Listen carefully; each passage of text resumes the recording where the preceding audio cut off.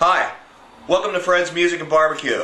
My name's Fred Bernardo. I'm the owner of the store, and today we're going to just do some basic hamburgers. We're going to cook them on a big green egg a little later, but I thought I'd maybe discuss some basic hamburger construction techniques. How's that sound? Okay, so the first thing we're going to talk about is what kind of burger to get. Let me tell you what it is, folks. I hate to break the news to you, but the more fat it has, the better it tastes, and the more juicy it is. It's also the cheapest. So, when I go down to the local grocery store, the Mega Mart, as Alton Brown would say, I get the cheapest burger there is. Now, some of you people might want to have some lean burger, 95.5 for instance, 5% fat. It may be 90-10, 10% fat, or 85-15, 15% fat, or maybe you really want to indulge yourself and get the 80-20, 20% fat. But not us. When we make burgers here, people every time tell us it's the best burger they ever ate. And let me tell you, folks, 73% lean, 27% fat. I don't know if you can see it on there or not. 27% fat. $1.89 a pound. We're not trying to be cheap, although I guess we are cheap. But that hamburger makes the best burgers I have ever tasted. Also, we've given out hundreds and hundreds and hundreds of samples of burgers to customers, and everyone says the same thing. Best burger they ever ate. Doesn't need cheese, doesn't need ketchup, doesn't need mustard, doesn't need pickles, doesn't need onions, doesn't need anything. So, that's basic hamburger purchasing. Now, the next thing we're going to talk about is how we're going to prepare our work surface. We want to make sure everything is clean. We want to make sure this burger is fresh. I bought this an hour ago, and this has a shelf life of 1 day. Tomorrow morning, if this isn't sold, that grocery store will mark this down and get it out of there, and the next day it's no good. That's my opinion and every butcher I've ever asked. So when you buy ground beef, you're just going to stick it in your fridge a day or two, and you've had it. So use it right away, buy it fresh. It's certainly easy enough to get. So we're going to make some basic burgers. And let's pause the tape here for a moment, and then I'll get back and make some basic burgers. Okay, welcome back. Once again, Fred Bernardo from fredsmusicandbarbecue.com. Take a minute to tell you, if you ever want to talk to us about any of this stuff, or how to cook on your big green egg, or how to cook on any of your barbecue cookers, you can call us anytime at 1-800-677-2882. We're in Shillington, Pennsylvania, and today I'm going to make some basic hamburgers. And let me tell you, we are always concerned with cleanliness, food cleanliness. So of course we've got latex or rubber gloves on. Now today I have latex on, but I really prefer the vinyl. You can get them at your consumer bulk wholesale store, the one that starts with an S or the one that starts with a B. Get the vinyl ones. These latex, you know, some people are allergic to latex and they're a real pain. But I have them, so I'm going to use them. This is what I'm going to use today. Also, I've scrubbed the work surface. Everything is prepared and clean. I have my fresh meat bought about an hour ago, and now we're gonna make some burgers. I have all my things ready here, and let's start making the burgers. Okay, so now we're gonna make the burgers. We've got 2 packs of 73% lean, 27% fat hamburger, which is our favorite, and we're gonna go ahead and we're gonna make some burgers. Now, I've also prepared an aluminum pan to put them in, and some sheets of wax paper, because I like to layer these on wax paper like my mother taught me to many years ago.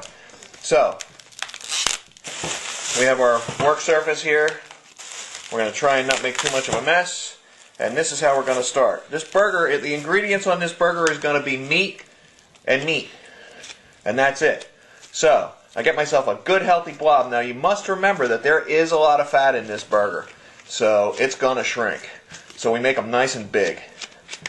Also because we like them big, because bigger is better, and too big is just right, and I live by that. Okay, now another thing we do is we make them thinner in the center. Now this technique I first saw in Dr. Barbecue's first book. You make the burger thinner in the center because when it puffs up, tries to puff up like a balloon, the center puffs up and it then makes it even again, symmetrical. So there's one. We'll put it over here. Let's do another one. I think that's enough. These are going to be really killer burgers today. We're going to be giving these to customers, and also, of course, we're going to chow down on a few of them.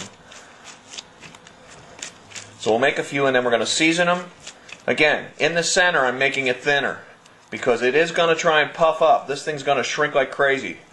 It's also going to be the juiciest and tastiest burger anyone ever tasted. So now I've got 2 burgers there on my wax paper. Here's how we season these things. Kosher salt. Pretty much. You know, I once watched in a very expensive steakhouse in New York, my favorite one, which is Frankie and Johnny's. I watched them in this little kitchen they have doing these steaks that are like $60 a piece, and they put a ton of salt in those steaks. And they are excellent steaks. So I do the same thing with my burgers. Now, we are also going to use a little bit of black pepper. A little bit on there. We're going to do it on both sides too. And today, just for fun, we're going to add some Bad Byron's butt rub. Why? Because it's good and we like it. Just a little bit on there. Okay, now we're going to flip them over. Here we go again. Kosher salt, black pepper,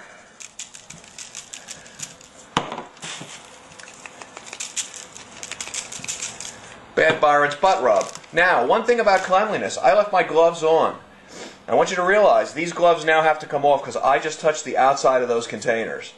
You know, it would be like, now if I touched meat again, it would be like I had my bare hands and would contaminate the rest of the meat. So these will come off before I touch anything else. Personally, I see these chefs on TV touching the food with their fingers, testing if it's done, and picking up steaks and flipping them over. And I just don't get it. I don't want to eat from any of those guys. As a matter of fact, I saw Gordon Ramsay do it last night. I was surprised. Anyway, these burgers are done. They're ready to go. Later on, we're going to cook them on a big green egg, and that may be a separate video. We've got, out of $5 worth of this wonderful meat, we've got about 10 huge burgers. And some points to remember: keep everything clean. Get the good hamburger, meaning the fatty hamburger. Make a dent in the center so that they even themselves out when they cook. Never touch any cooked food to any surfaces where any raw food was. Always remember that. Don't forget to put a lot of seasoning, salt, pepper, and some Bad Byron's butt rub. Now, of course, you want to know where you can get this stuff. Well, guess what? Fred'sMusicandBarbecue.com has everything you need to make any of this stuff, except the meat, of course. Also, these videos, all of the videos are posted on our website. So you can see them on YouTube, or you can see them on our website if you just go to the videos section at Fred'sMusicandBBQ.com. Remember, our retail store is in Chillington, Pennsylvania. We have a lot of supplies. We sell big green eggs. We sell Taylor guitars, actually, too. Traeger pellet grills, Fender guitars. So we have guitars and barbecue equipment at the same location. First store of its kind in the world. Hope we see you there sometime. Come and have lunch with us. I'll make you a burger if I have some. And don't forget the website, Fred'sMusicandBBQ.com. Thanks for watching.